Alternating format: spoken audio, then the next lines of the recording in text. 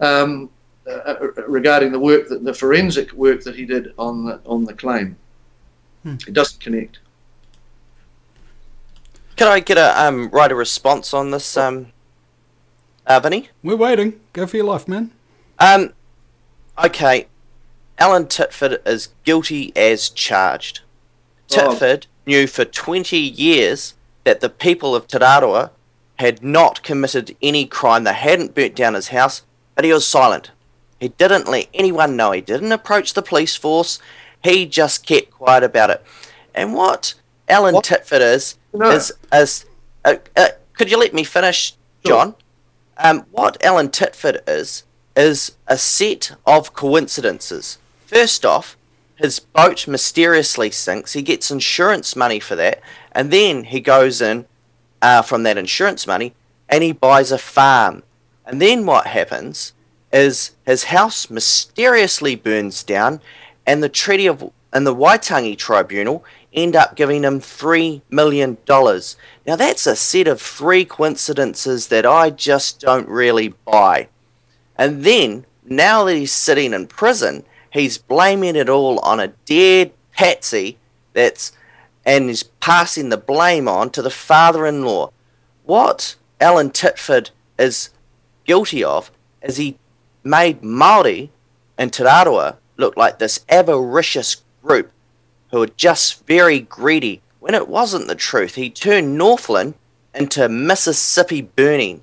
He created so much racial tension that Maori hated Pākehā and Pākehā hated Maori. And if John honestly believes that Alan's getting a fair deal, well, I can bring up some examples of some Maori activists. There's Benjamin Petty Nathan, who damaged the America's Cup, and he got 2 years imprisonment, and Annette Sykes was actually his lawyer, and all he did was attack a bit of steel. Now Titford's been out raping people, committed perjury, committed arson, and he gets 24 years. Of course he should get 24 years. Also, Mike Smith just went up to One Tree Hill and chopped down a tree. No one was hurt. They're just destroying sentimental things. And Mike Smith ended up getting 6 months periodic detention. So if John thinks that Alan's getting off lightly, well, what about activists who are Maori? They don't get off lightly. I don't think you're listening to anything. I mean, getting off lightly? I think Alan's getting off lightly, you're saying? 24 years? That's what you said just then. But look, where do I start? Sunk the boat. Well, the boat was made of steel. There was petrol tanks there. You can't take an axe to a steel boat, as Sue Titford maintains. You said that the Waitangi Tribunal gave him $3 million. When? He bought his farm for $600,000. When he was forced to sell it, he got $200,000. The Maori TV program, quite mischievously, if that's probably the least of it, said that he made 5 times as much as he paid for it. Well, first of all, there was quite a lot of inflation at that time between those two dates, but he had to pay back mortgages that he couldn't afford to pay because the tribe occupied the land. He couldn't develop his beachfront property. That was the whole reason why he bought the farm, so that he could make a profit developing the beachfront property, and so he could pay his mortgage back. There were other costs as well. He had to that included his stock, $700,000. You know, just complete misinformation from start to finish, Joe. I don't know. I just don't know. When I hear stuff like that, I just think that people are. There is a lower threshold of honesty going on here. It seems to be endemic in Maoridom. Treachery seems to be tolerated from the days when Maui double-crossed his mother, and it's still going on. Treachery in battle and treachery in debate. You know, we've got to have some sort of basis of truth before we can have a meaningful debate, and you're not coming from truth. You're coming from propaganda and indoctrination. Once again, I'm putting up facts, and you're spouting stuff that you've heard somewhere from someone biased. But, you know, if you look at that case forensically, he proved that claim was wrong, and he has been vilified for it. And that is the most ghastly thing that has happened in New Zealand for some time, and you're excusing it. You're saying that he deserved 24 years. Even if he had done those 3 rapes and the arson, which you're very happy to accept that the father-in-law had done because it exonerates Te Roro. Alan quite logically suspected Te Roro. They were doing so many other things to him, but even he came to the conclusion later on that it probably wasn't them. He couldn't understand what was in it for them doing that, so he had expressed that. He was prepared to change his mind, and rightly so. The first he heard of his father-in-law burning down the house was about the same time I heard it, when the affidavit come in. It wasn't from, as Nairangi Forbes said, one of the Titford family. It was one of the Cochrane family. It was his in-laws who didn't get on with him. You know, so just complete misinformation. Joe, do you have a response? Well, I think the only person who we need to look at here for treachery is Alan Titford. He's very treacherous.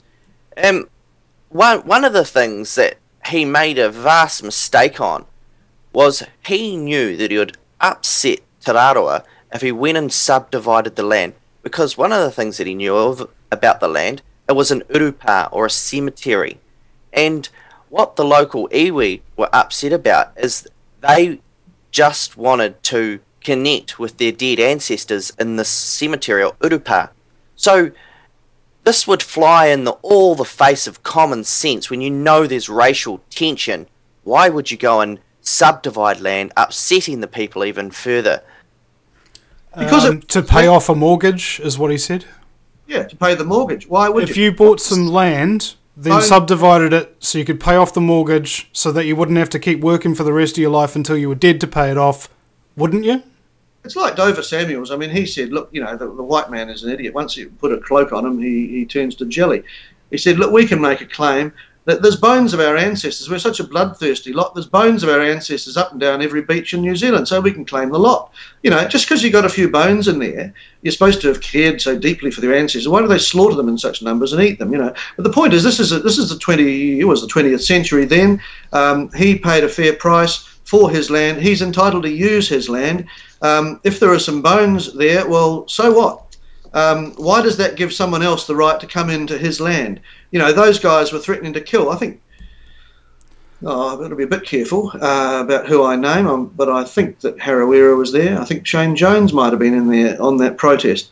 You just don't do, in a civilised society, you don't go and occupy someone else's land. You go through the legal channels to apply for it, but you don't go and occupy, you don't go sticking a bloody pole on someone else's land, you don't go shooting the stock. You seem to think, with your morals, that you can do that. And that's what disgusts so many New Zealanders, that Maori think they can walk onto someone else's land that's been paid for and do whatever they like and disrupt his living. Well, he is a very determined man, and he wasn't going to put up with that, and he's paid quite a high price. Well, let's say that's true for a moment here. And then just ask if the reverse happened today, if a bunch of Pākehā walked onto a marae that was recently built, for example, saying that there used to be some Pākehā cemetery that wasn't marked there or something like that, would they be able to come onto the land and confiscate it from Maori, occupy it, that kind? No, there'd be huge uproar. But the reverse is not true.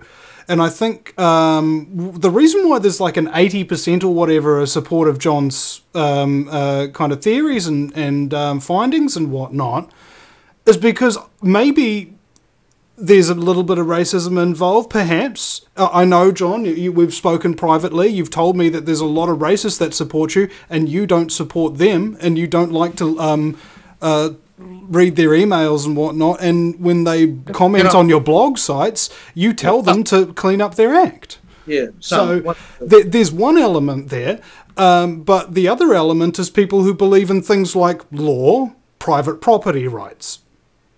You can't have it both ways. You can't sign a treaty where you sign up to the laws of the British Empire, for better or worse, and then you just take them into your own hands. I mean, that's just corrupt.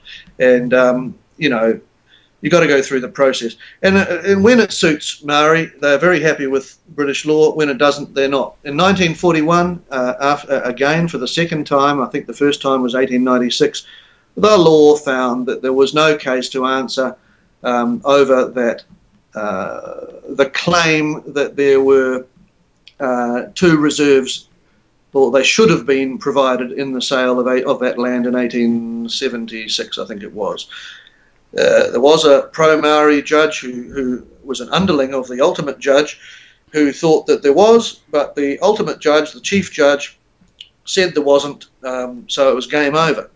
But of course that never stops radical Maori these days. They open it up because they know they can get away with it, because they know they've got a kangaroo court called the Waitangi Tribunal that was set up deliberately to find in their favour, and guess what? It did. Well, that doesn't impress fair-minded people. May I ask, John or Joe, if you know the statistics on it, how many times has the Waitangi Tribunal not ruled in favour of the Maori claimant? I'm not aware of. Has it ever happened? Once? I haven't studied the Waitangi Tribunal.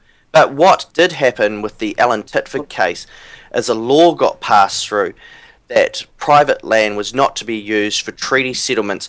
And because Alan Titford had been getting around burning down his own home, New Zealand law was influenced. So this was the 80% getting it wrong. Well, that's because the various prime ministers had promised. David Longy saying so in so many words, that there will not, you know how he used to talk, yes, there will not be one farmer losing his land to a treaty claim. And of course, he either was lying or he certainly got it wrong, because the Titfords certainly did lose their land to a treaty claim. And there was much more corruption involved than I've probably got time to outline, but they doctored the sale agreement. You know, Titford was prepared in the end, after his parents were threatened by the state with, by the Rural Bank, with taking their own farm, because it was collateral over the farm which Titford couldn't afford to pay for anymore because the Maoris had occupied the thing and made it unviable. Nobody wanted to buy his sections. He reluctantly agreed in the end to accept a lower sum, but he changed the agreement. He said, I'm signing this, this and this, but I'm not signing this, this and this. Now, that was his opinion, and that's what he signed. And the Crown Law Office, who are extremely culpable in this, people like Scary Mary Ann Thompson, who was subsequently found guilty of that immigration fraud, people like her doctored that sale agreement to rub out Titford's amendments. Now, that is a very shonky piece of work, and that is what the state does not want to get out there, and that's why I'm putting it out there. Things like that. Facilitating Maori claims because it was worth votes, and frankly because people were intimidated. Peter Tapsell said to Titford, look, it's not fair, but I can't control my people. They're violent. They're going to get you. You'd really better get off the land and go and live somewhere else, because it's not going to stop. And it's that intimidation that I'm sickened by when it comes to radical Maori, and that's why I'm standing up. And well, indeed, this happened to you at Waitangi Day, wasn't it? Wasn't there somebody trying to intimidate you there, John?